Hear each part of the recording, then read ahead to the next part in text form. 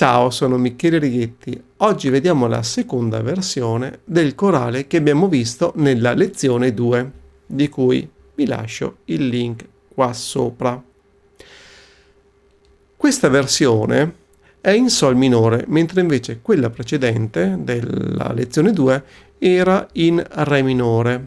Diciamo che questa tonalità Sol minore non è che sia più difficile in realtà, secondo me, del Re minore. È vero che ha un bemolle in più, Si, Mi bemolle, invece di solamente il Si del Re minore. Però diciamo che la difficoltà di questo brano è data più che altro dalla linea del basso, che è stata molto probabilmente aggiunta da Bach sulla melodia che chiaramente non è di Bach.